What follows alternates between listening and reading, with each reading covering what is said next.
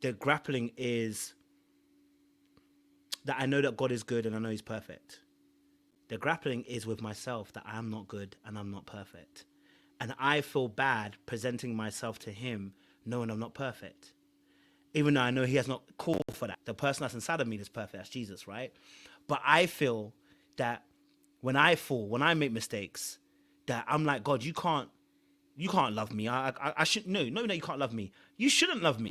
That's the premise of the answer, the question I'm having. You shouldn't love me. Why should you love someone like me? Why should you continually give me love when I know I'm gonna mess it up, or I'm gonna do something that's gonna be hurtful towards you, and I'd rather push away than draw near.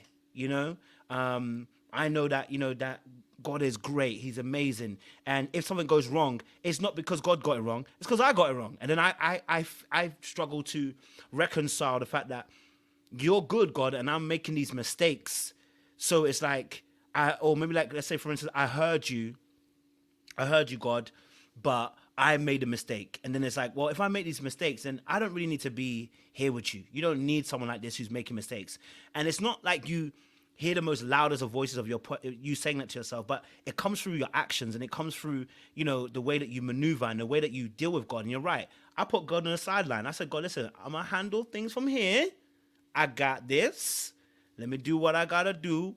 We'll revisit whatever we had beforehand. I mean, the equivalent of the relationship is that I made my main chick a side chick.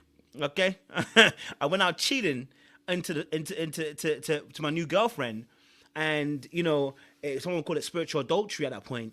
I went out with my new wife or new girlfriend, what you want to call it, and I tethered myself to that particular person, knowing that that person didn't have everything I needed and everything I wanted, but the allure of it was because it made my insecurities not feel so bad anymore. I didn't have to acknowledge those shortfalls. I didn't have to see the imperfections in myself. Because one thing about someone that's perfect is that it highlights your imperfection, and there's a consistent need to keep on working and improving. And sometimes I'm tired of continually improving. You know what I mean? Even though God is like, I accept you as you are, but you got up your level.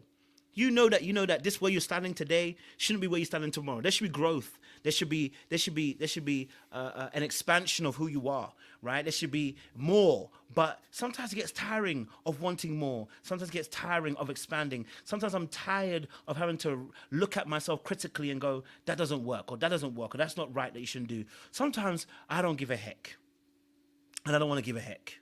Sometimes I do not want to give a heck. Sometimes I want to live in a space where I'm like, you know what? I did it, and let's go out upon our business.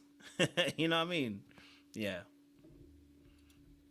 Yeah, no, I'm right there with you, and I think that it's like the when we have this conversation, it's just it's so crazy because as we were talking about it, and you sent me the message to say, okay, this is how I want it to flow. It's like I heard God saying, just trust me. When you're honest, He rewards us. When you come before Him, He rewards us. His love is so indescribable and all encompassing